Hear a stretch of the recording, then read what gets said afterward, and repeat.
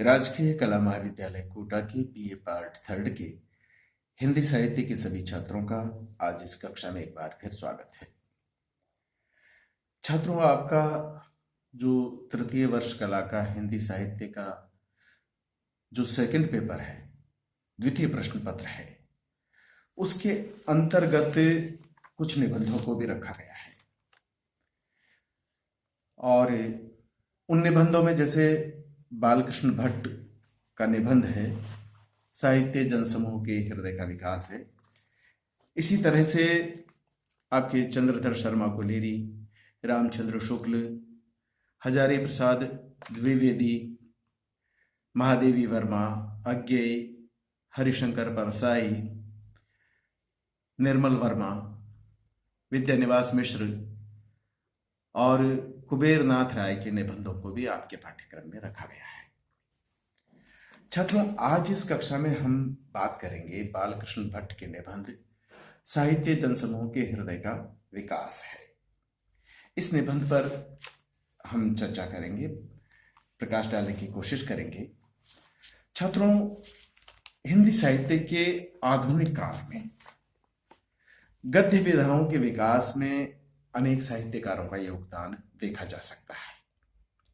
यदि हम पाठ्यक्रमानुसार ही विवेचन करें, चर्चा करें, तो हिंदी निबंध विधा के क्षेत्र में बालकृष्ण भट्ट का भी विशेष योगदान रहा है। उनकी भी अपनी महत्ता रही है। उनके निबंधों में साहित्य जनसमूह के हृदय का विकास है। जैसे आलोचनात्मक निबंध अपना वैशिष्ट्य लिए हैं। बालकृष्ण भट्ट के जो निबंध हैं, उनका भी अपना एक अलग वैशिष्ट्य है। उनके निबंधों में आत्मा भी व्यक्ति देखी जा सकती है। उनके निबंधों की सहज स्पष्ट अभिव्यक्ति भी उनके निबंधों की विशेषता रही है। बालकृष्ण भट्ट साहित्य जनसमूह के हृदय का विकास है निबंध में लिखते हैं कि प्रत्येक देश का साहित्य उस देश के मनुष्य के हृदय का आदर्श रूप है।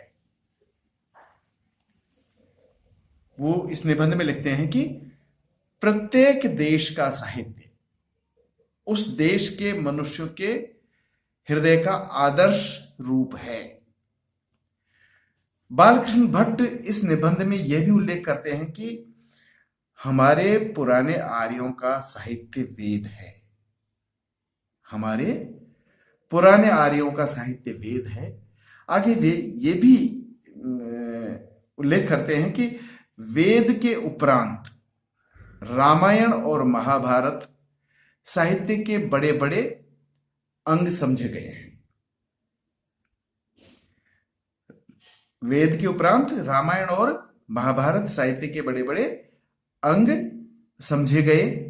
उन्होंने इस निबंध के माध्यम से यह भी विचार रखे कि रामायण के समय से भारत के समय में, यानी महाभारत के समय में, लोगों के हृदयगत भाव में कितना अंतर हो गया था।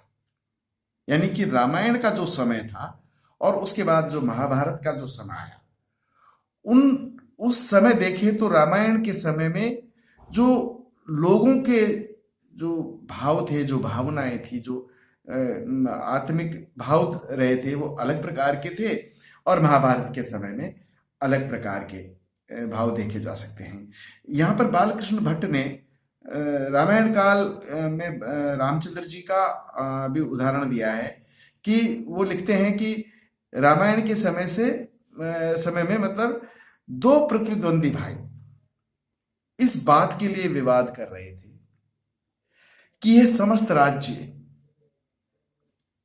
समस्त राज्य और राज्य सिंहासन हमारा नहीं है। देखिए, यहां पर दो भाइयों में किस बात पे विवाद चल रहा था। यहां पर एक भाई दूसरे भाई से कहता है कि ये जो समस्त राज्य और राज्य सिंहासन है वह हमारा नहीं है, ये सब तुम्हारे हाथ में रहे, ये सब तुम्हारे हाथ में रहे। अंत में रामचंद्र ने भरत को विवाद में पराभूत कर समस्त साम्राज्य उनके हस्तगत कर आप आनंद निर्भर चित्त हो सस्त्रीक वनवासी हुए। भरत और राम के बीच क्या विवाद था कि एक भाई दूसरे भाई से कह रहा था कि राज्य मेरा नहीं, ये आपका है। और इसमें, इस विवाद में रामचंद्र जी ने भरत को परास्त किया, पराभूत किया और समस्त राज्य उनको उनको उनके हस्तगत कर दिया। एक तो रामायण काल में तो इस तरह की भावनाएं थी, हृदय की जो भावनाएं थी उनमें अंतर बताया है यहां पर बालकृष्ण भट्ट ने। तो और राम स्वयं सस्त्रीक मतलब अपनी पत्नी सहित वनवासी हो गए। वहीं महाभारत में जो दो भाई इस बात के लिए कलह करने पर सन्नद्ध हुए कि जितने में सुई का अग्रभाग ढक जाए इतनी पृथ्वी भी बिना युद्ध के हम न देंगे। रामायण काल में तो क्या था कि भाई इस बात पे विवाद कर रहे थे कि ये राज सिंहासन, ये साम्राज्य हमारा नहीं है, आपका है। और महाभारत काल में क्या हुआ कि दो भाई इस बात पे विवाद चल रहा था कि यह हमारा है सब कुछ, एक सुई की नोक ढक जाए इतनी सी जमीन भी बिना युद्ध के हम न देंगे। ये हृदयगत भावों में जो परिवर्तन देखने को मिलता है उसका वर्णन, उसके बारे में बालकृष्ण भट्ट ने अपने इस निबंध में विचार व्यक्त किए हैं। इस निबंध में बालकृष्ण भट्ट उल्लेख करते हैं कि महाभारत के उपरांत भारत और का और ही हो गया। महाभारत के उपरांत भारत और का और ही हो गया, यानी पूरी तरह से बदल गया। मतलब पहले किस तरह की भावनाएं थी और उसके बाद में किस तरह की भावनाएं हो गई। इसकी दशा के परिवर्तन के साथ ही साथ इसके साहित्य में भी बड़ा परिवर्तन हो गया।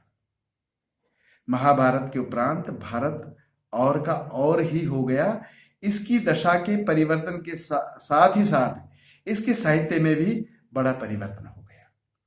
यानी कि समाज में जिस तरह का परिवर्तन हुआ तो साहित्य में भी वो परिवर्तन देखने को मिलता है। रामायण में जो समाज था, जो भावनाएं थी, महाभारत में वो भावनाएं नहीं रही। तो यहां पर जैसे समाज बदला वैसे ही साहित्य भी बदला। तो वो कहते हैं कि इसकी दशा के परिवर्तन के साथ ही साथ इसके साहित्य में भी बड़ा परिवर्तन हो गया। इस निबंध में लेखक ने हिंदुस्तान के पौराणिक से लेकर वैदिक परवर्ती साहित्य पर अपने विचार रखे। उन्होंने यह भी उल्लेख किया कि अनेक मत मतांतरों का प्रचार भी पुराणों की ही करतूत है। पुराण वाले तो पंचायतन पूजन ही तक से संतोष करके रह गए, तंत्रों ने बड़ा संहार किया।